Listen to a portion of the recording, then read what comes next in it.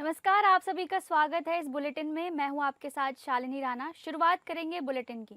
बांग्लादेश की पूर्व प्रधानमंत्री शेख हसीना को फांसी की सजा सुनाई गई है। पहले से ही माना जा रहा था कि उन्हें सख्त सजा दी जा सकती है।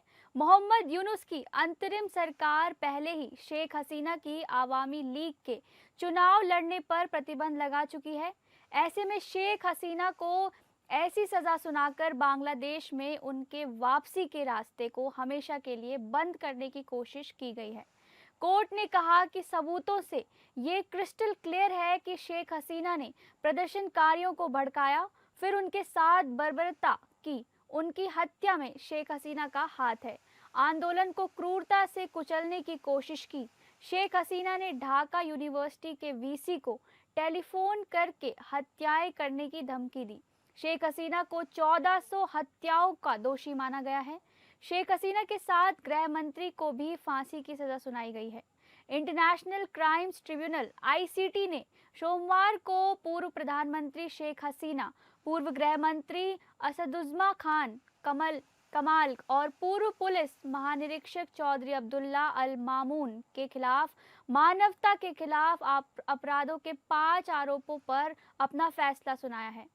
ये आरोप जुलाई-अगस्त 2024 में आरक्षण विरोधी छात्र आंदोलन से जुड़ी अशांति से उत्पन्न हुए हैं। शेख हसीना और उनके सहयोगियों के खिलाफ 8,047 पन्नों के आरोप पत्र कोर्ट में दाखिल किए गए थे, जिनमें पीड़ितों के बयान, जब्त किए सबूत और पीड़ितों की पूरी लिस्ट होने की बात कही गई थी। इसी आधार पर आईसीटी ने शेख हसीना के खिलाफ फैसला सुनाया है। कोर्ट ने सरकारी गवाह बनने के लिए पूर्व पुलिस महानिरीक्षक चौधरी अब्दुल्ला अल मामून को एक केस में माफ कर दिया है। वहीं दूसरे केस में उन्हें 5 सालों की सजा सुनाई गई है। कोर्ट ने कहा कि उन्होंने पूरा खुलासा किया है और कोर्ट के सामने सच्चाई रखी है। उधर शेख हसीना ने फैसले को पक्षपातपूर्ण बताया।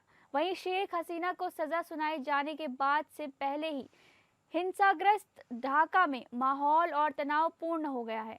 कोर्ट के फैसले के खिलाफ शेख हसीना के समर्थक सड़कों पर उतर आए और भारी हंगामा किया। तनावपूर्ण माहौल को देखते हुए बांग्लादेश की सरकार ने सोमवार के दिन के लिए खास इंतजाम किए हैं। हिंसा फैलाने वालों और आगजनी करने वालों को देखते ही शूट एट साइट के ऑर्डर हैं। कड़े सुरक्षा इंतजाम के बावजूद ढाका में स्थिति गंभीर बनी हुई है।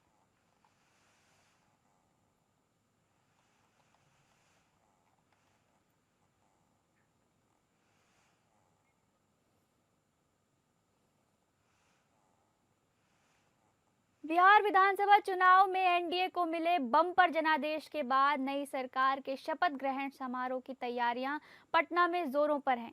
सीएम नीतीश 19 नवंबर को इस्तीफा देंगे और 20 नवंबर को पटना के गांधी मैदान में शपथ लेंगे। शपथ ग्रहण समारोह के चलते सुरक्षा और व्यवस्था बनाए रखने के लिए प्रशासन ने पटना के गांधी मैदान को सील कर दिया है।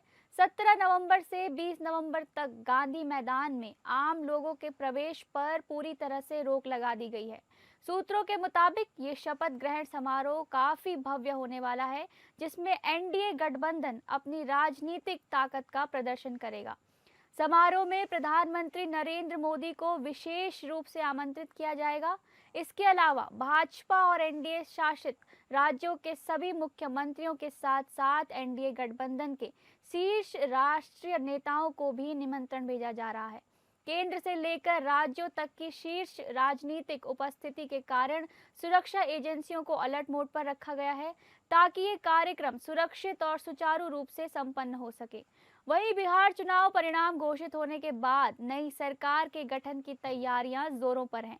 राष्ट्रीय जनतांत्रिक गठबंधन यानी एनडीए ने 247 सदस्यीय विधानसभा में 202 सीटें जीतकर प्रचंड बहुमत हासिल किया है।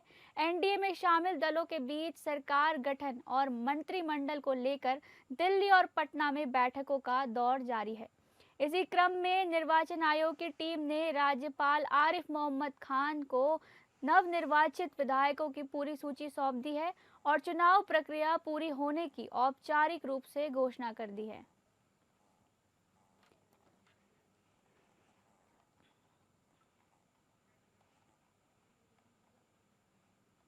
बिहार की राजनीति से बड़ी खबर सामने आ रही है। मुख्यमंत्री नीतीश कुमार ने आज राज्यपाल से मुलाकात तो की, लेकिन इस्तीफा नहीं सौंपा। अंतिम कैबिनेट बैठक के बाद सीएम नीतीश डिप्टी सीएम सम्राट चौधरी और मंत्री विजय चौधरी के साथ राजभवन पहुंचे। हालांकि चर्चा के विपरीत उन्होंने आज इस्तीफा नहीं दिया। इसको लेकर विजय चौधरी ने बड़ा खुलासा किया है और बताया कि आखिर सीएम ने इस्तीफा आज क्यों नहीं सौंपा। दरअसल सुबह 11:30 बजे मुख्यमंत्री की आखिरी कैबिनेट बैठक हुई। बैठक में 3 महत्वपूर्ण प्रस्तावों पर मुहर लगी। पहला प्रस्ताव मौजूदा बिहार विधानसभा को भंग करने का था। जानकारी के मुताबिक 19 नवंबर को विधानसभा भंग करने के प्रस्ताव को मंजूरी दी गई है और इसी दिन मुख्यमंत्री नीतीश कुमार इस्तीफा भी देंगे। बैठक में चुनाव प्रक्रिया में शामिल सभी अधिकारियों और पदाधिकारियों की सराहना की गई। साथ ही मौजूदा विधायकों के नीतीश कुमार को एनडीए की प्रचंड जीत पर शुभकामनाएं दी।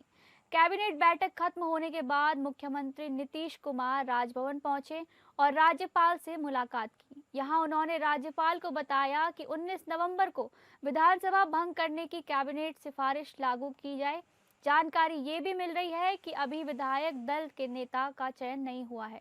इसी कारण सीएम नीतीश ने इस्तीफा देने की प्रक्रिया आज पूरी नहीं की।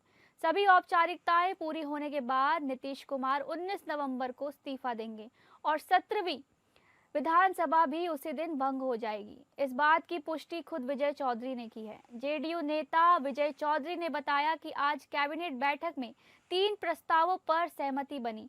पहला 19 नवंबर से मौजूदा विधानसभा भंग करने की अनुशंसा, दूसरा पूरे कार्यालय में अधिकारियों और कर्मचारियों के सकारात्मक सहयोग की सराहना और तीसरा हाल ही में हुए चुनाव में नीतीश कुमार के नेतृत्व में एनडीए की बड़ी जीत पर कैबिनेट की ओर से मुख्यमंत्री को बधाई और आभार।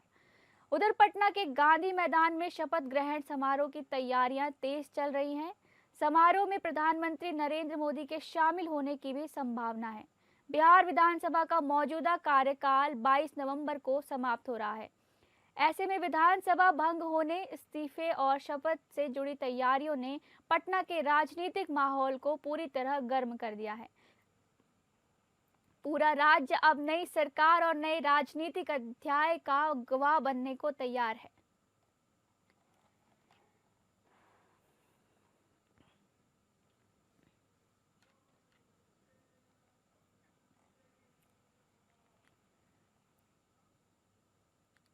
रामपुर कोर्ट ने सपा के पूर्व विधायक अब्दुल्ला आजम के 2 पैन कार्ड केस में अहम फैसले सुनाए।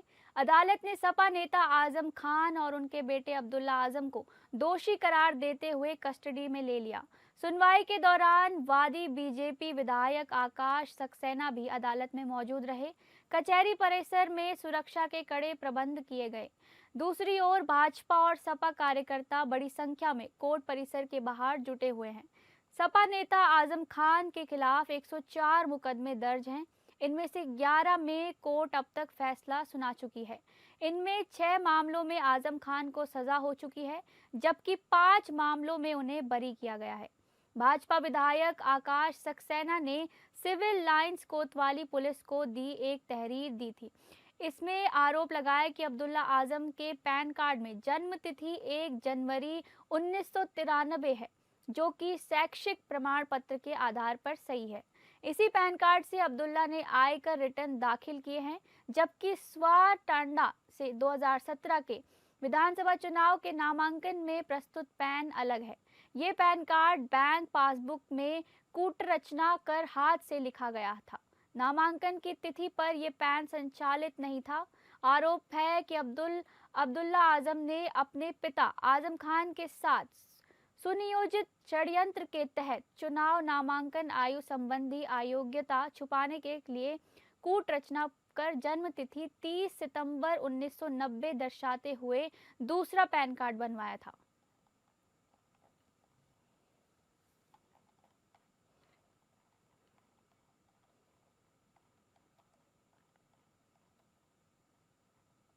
दिल्ली एनसीआर में बढ़ रहे वायु प्रदूषण के मामले में सुप्रीम कोर्ट ने केंद्र से 19 नवंबर तक विस्तृत प्लान दाखिल करने को कहा है।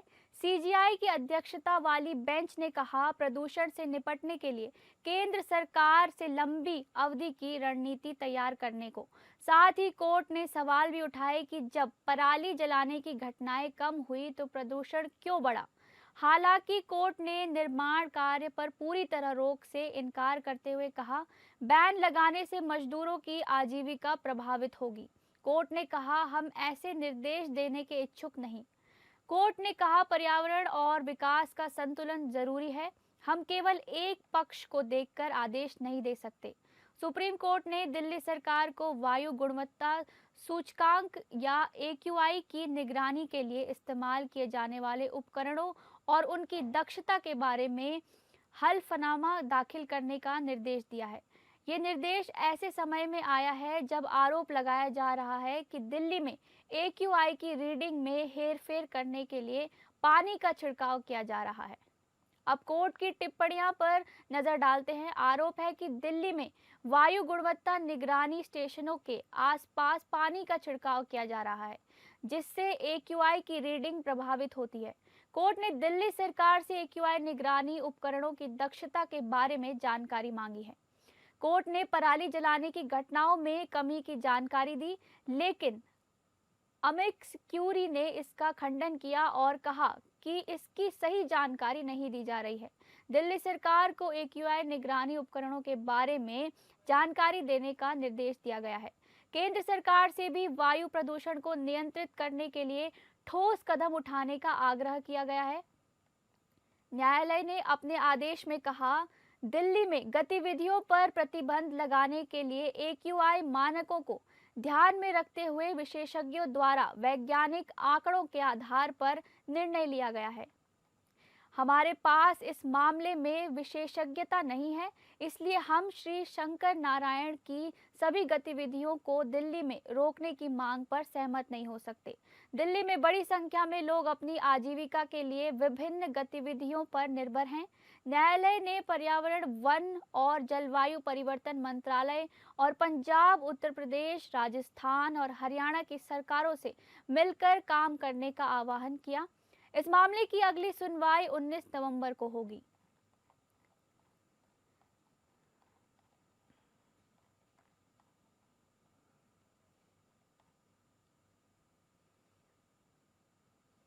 झारखंड स्थापना दिवस की 25वीं वर्षगांठ को यादगार बनाते हुए रविवार को राजधानी रांची में पूरे दिन भव्य रजत पर्व उत्सव मनाया गया।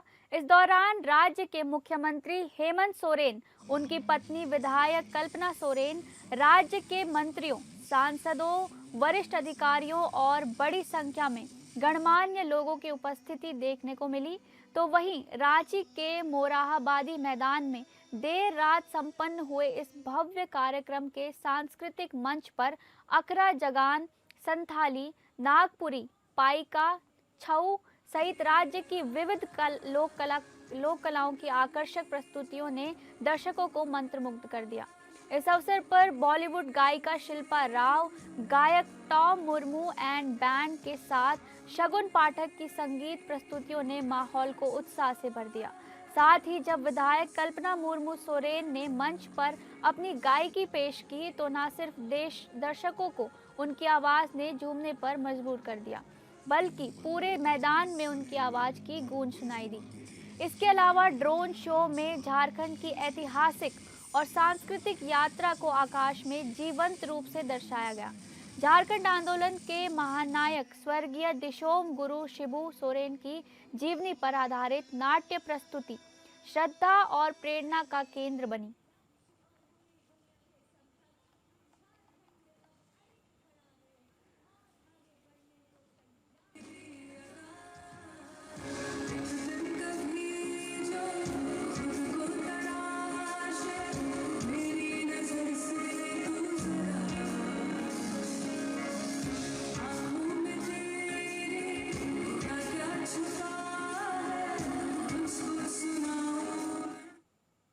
महोबा जिले में तहसील परिसर के अंदर रात के अंधेरे में राजस्व परिषद सचिव के आगमन की पूर्व संध्या पर सरकारी अभिलेखों को जलाने का एक वीडियो सोशल मीडिया में जमकर वायरल हो रहा है।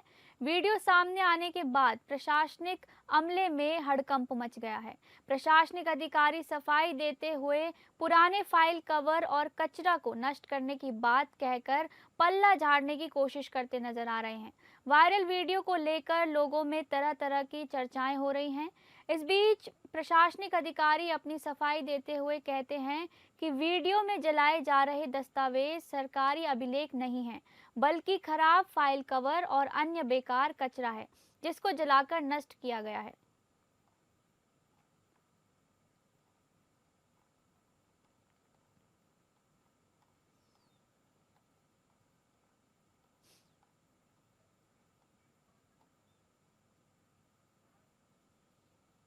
भारत और साउथ अफ्रीका के बीच वनडे सीरीज का एक मैच झारखंड की राजधानी रांची में 30 नवंबर की तारीख को आयोजित होना है, जिसे लेकर खेल गांव स्थित JSCA Jharkhand state cricket association stadium में तैयारियां शुरू कर दी गई। इसी क्रम में एपीएन न्यूज की टीम ने जेएससीए के वाइस प्रेसिडेंट संजय पांडे से खास बात की और इस मैच से जुड़ी तैयारियों के बारे में तमाम जानकारियां भी ली। नवंबर की तारीख को भारत और दक्षिण अफ्रीका के बीच वनडे मैच खेला जाएगा। इस बार ये मैच झारखंड की राजधानी रांची के जेएससीए स्टेडियम में खेला जाएगा।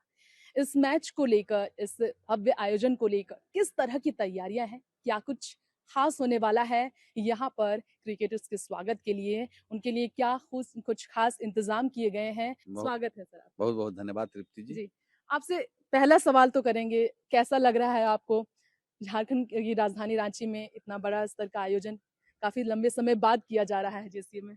जी बिल्कुल 3 साल के बाद होता आ रहा है जी, और मैच तो कराने का एक्सपीरियंस जो होता है, अनुभव होता है, वो हम लोग का शुरू से रहा है क्योंकि हम लोग अमिताभ सर के साथ कदम से कदम मिलाकर जी, चलते थे। बट इस बार जिम्मेवारी बढ़ गई क्योंकि इस बार हम लोग मैच करा रहे जी, हैं। तो ये हमारे लिए काफ़ी बड़ा चैलेंज है क्योंकि सर ने एक अनुशासन के साथ, एक गरिमा के साथ रांची में मैच करा रखा था जी, और वो राष्ट्रीय नहीं अंतर्राष्ट्रीय स्तर पर भी एक उदाहरण बन गया था कि रांची जैसे छोटे शहर में इतने शानदार ढंग से आयोजन होता हो, कमेंटेटर हो, प्लेयर हो, यहाँ के मेजबानी से, यहाँ के वेदर से, यहाँ के माहौल से काफ़ी खुश होकर जाते जी, थे। तो हम लोग की पूरी टीम का, हमारे सेक्रेटरी सौरभ तिवारी जी हैं, प्रेसिडेंट अजय सहदेव जी, उनके नेतृत्व में पूरी टीम का ये प्रयास है कि जिस स्तर पर हम लोग मैच कराते हैं, उससे कहीं भी हम कम न करें बल्कि उससे आगे बढ़कर ये मैच को कराएं। और मैच में हम लोग झारखंड की संस्कृति को भी दर्शाने का एक प्रयास कर रहे हैं जी, कि लोग आएँ जब तो देखें कि झारखंड कैसा है। और जी, खान-पान पर काफ़ी बंदिशें होती हैं, चूँकि वो आईसीसी और बीसीसीआई के रूल से होता है। फिर भी हम लोग जो झारखंड का लोकल खाना है, उसको परोसने का काम करेंगे। साथ ही ड्रेसिंग रूम के बाहर जो उनका वेलकम एरिया होगा, वहाँ पर जो झारखंड का एक संस्कृति रहा है, झारखंड की जो चीज़ें हैं, उसको हम लोग पेंटिंग से और फ्लेक्स के माध्यम से दर्शाने का प्रयास कर रहे हैं। और ये जानना चाहेंगे सर कि ठहरने की व्यवस्थाओं को लेकर, यहाँ पर जैसे सुरक्षा व्यवस्था को लेकर क्या तैयारी है? जी, सुरक्षा व्यवस्था की पूरी तैयारी हो चुकी है।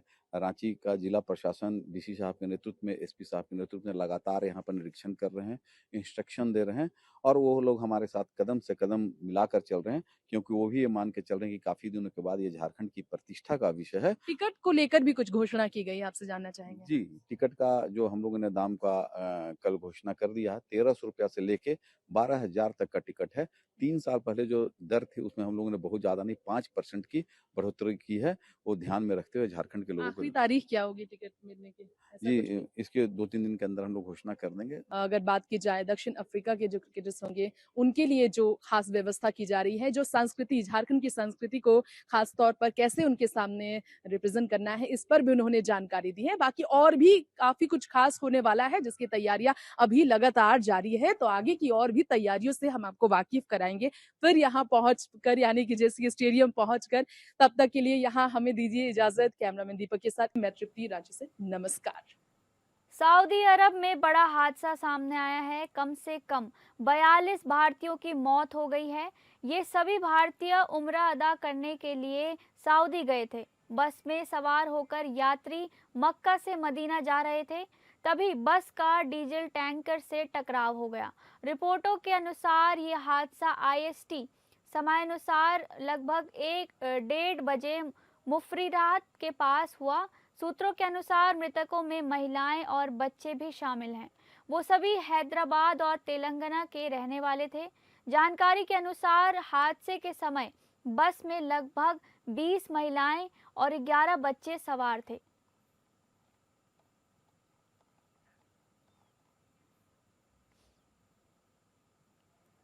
अफ्रीकी देश दक्षिण पूर्वी कांगो लोकतांत्रिक गणराज्य में एक दर्दनाक हादसे ने सबको झकझोर कर रख दिया। लुआलाबा प्रांत की एक कोबाल्ट खदान में अस्थायी लकड़ी का पुल टूट गया, जिससे भीतर काम कर रहे वाइल्ड कैट यानी अवैध रूप से काम करने वाले लोग बड़ी संख्या में नीचे गिर गए। यह हादसा इतना भयानक था कि खदान के भीतर कई शव दिखाई भी नहीं दे रहे थे। अधिकारियों के अनुसार 32 लाश निकाले जा चुके हैं और बचाव दल लगातार और लोगों की तलाश में लगा हुआ है। बारिश के कारण खदान पहले से ही पानी में डूबी हुई थी। ऐसे में मलबे में फंसे खनिकों को निकालना काफी मुश्किल हो रहा है। प्रांतीय गृह मंत्री रॉय कॉम्बा माइंडे ने कहा कि मौतों का आंकड़ा और बढ़ सकता है, क्योंकि कई लोगों का अब भी पता नहीं चल सका है।